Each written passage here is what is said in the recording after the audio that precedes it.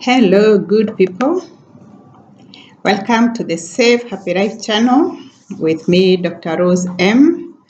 In this channel, we agreed we are encouraging each other as parents to raise our children into responsible adults.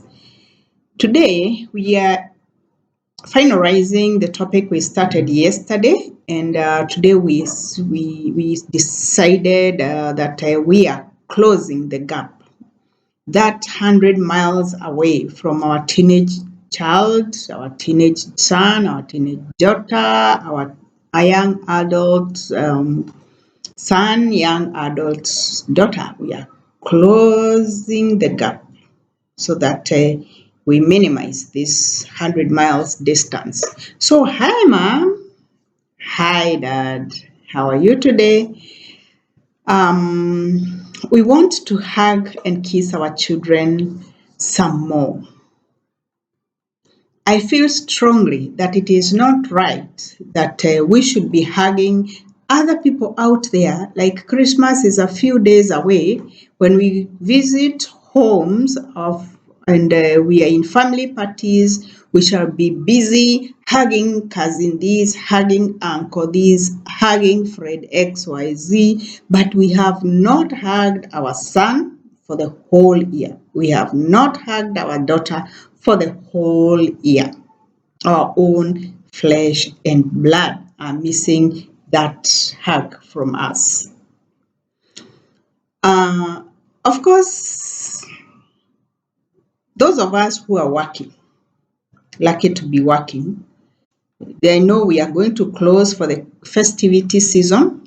And then when we come back in January, we shall be excited to meet our colleagues once more. Happy New Year and a hug. Happy New Year and a peck on the cheek. Happy New Year, a hug. Happy New Year, none for our children. Parents, we are closing this gap. We are going to devote more of our kisses, more of our hugs to the ones that are our very own children, because after all is said and done, these are the people we shall retire with. When you stop working, your children are going to be your support. So why not hug them now and kiss them now? And this is how we are going to close that divide for those of us who are 1,000 miles away from our children. I have listed a long list of possible ways, 15 of them. Please be patient. Walk with me to the end of this video so that maybe you may pick one or two or get an idea of how to add what you already have. Welcome to how we can close the divide. 1. Make it a habit to greet your son or greet your daughter every morning in the evening. Wish them a good day, wish them a good night, and use pet names. I know some people have an objection to that, but there are always some nice names. If we call ourselves with our spouses dear, we call them darling, why not reserve some nice pet names for our own children? Number 2, hugs are never enough. And it is the easiest way to stay connected to a person. We like feeling each other. Number 3, be good listeners. Just like adults, children too want to be listened to. Let that someone who is going to listen to them be me, the mother, you, the mother, you, the father. Number 4, find out. Ask them how their day was at the end of the day for those of us who are staying with the children at home. Find out how the school term was. They're about to close school very soon. What did they find interesting in the school or during the day?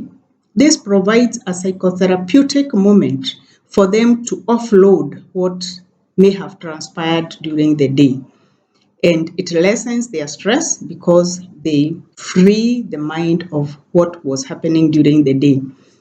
When you meet them, please do not ask them, what position were you? Let that not be your first question. You are not the school principal. You are the mother, you are the father. Or I am the mother, you are the mother, you are the father. So let these other issues of school performance come after you have known how they are, how their school term was, how they fared on. Number 5, be present in their events, school meetings, sports, youth debates in church and so on, and cheer them on so that they feel you are their you are their beacon. They can lean on you. You are supporting them. Number 6, connect with your children in schoolwork. If you're good in English, read with them those set books so that together you'll have something to discuss.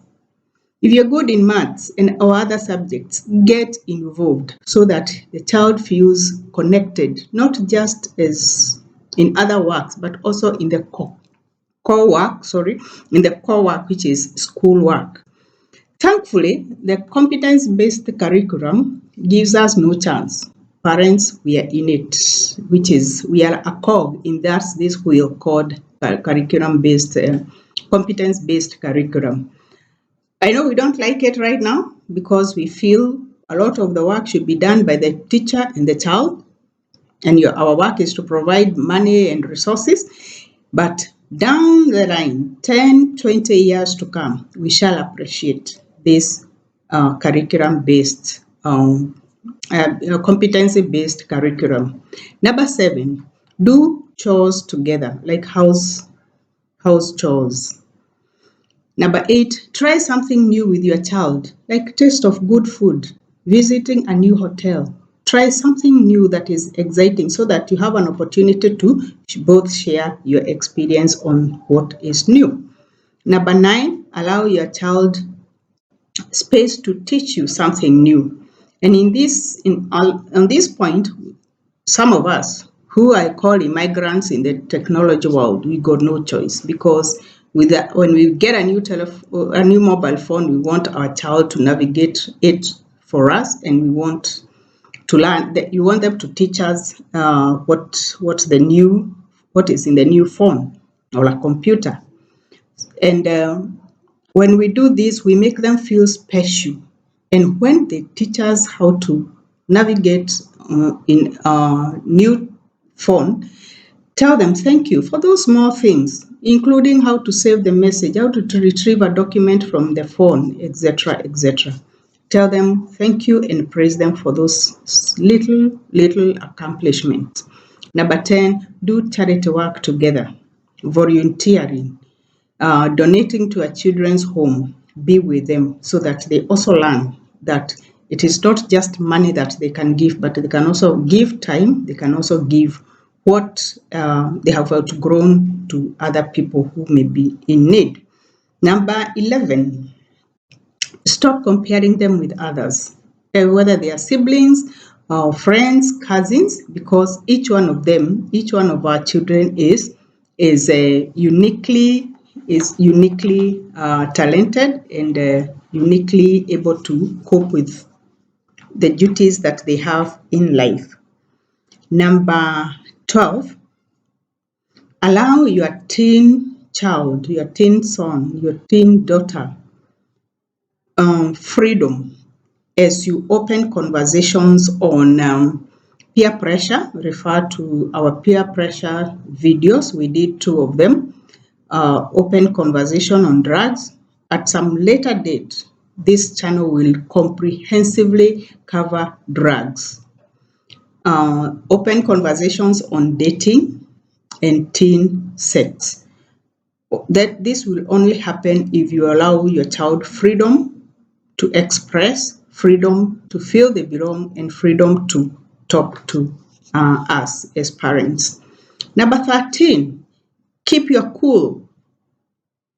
Those of us who are brought up on the cane, the belt, and anything else that our parents could lay their hands on, in the 60s and the 70s and even part of the 80s, we have a tendency to use the same as a form of discipline. I remind us, myself included, because I'm in that age bracket, that these times have changed. And what worked for us in the 70s, in the 60s, cannot necessarily work for our children in the year 2021. So I urge us to do more of listening and problem-solving skills as opposed to the cane that we were used to or we were brought up on. Number 14, our children will go off the track. For sure they will, at one time or the other. There is no angel. We are not angels, so we cannot have given birth to angels ourselves. So we should expect that at some point, our children will go off the track.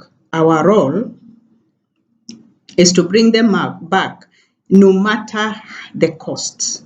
Sometimes they will go off the track at a very high cost, emotionally, economically, socially, psychologically. We have had cases of a parent who has paid fees from year 1 in the university to 4th year, and the child does not graduate. What a cost on time, resources, and the parent, sometimes you just don't know what to do. If that child tells you, Mom, I am willing to start all over again. Dad, please count on me this time round and take me back to school. Parents, I urge you that there is no cost too high to give a child a second chance, a third chance. Because we agreed, we are not giving up on our children, not on this life, not on earth. We are not. So for as long as we can manage to give them a second, a third, a fourth chance, they are learning. We agreed the other day that their brain is not yet developed because they are not 25 years old yet. So let us bring them back together in love, with love, and love them unconditionally. The value of life for your child or your son or your daughter, my son or my daughter, cannot be compared to any amount of money. Number 15, and the last one, let your son, my son, your daughter, my daughter, know that parenthood is not a part-time job. And neither is being a son or a daughter. It is not part-time. It is a permanent assignment, a permanent divine assignment. It is a journey of mutual love and support and responsibility. So as we love them, they too ought to reciprocate in terms of trying their best to be their best at all times.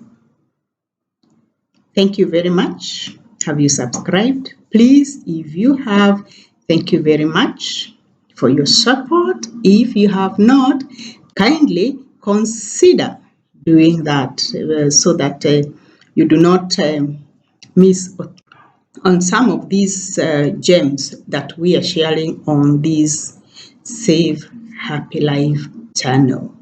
Thank you and God bless you. Bye-bye.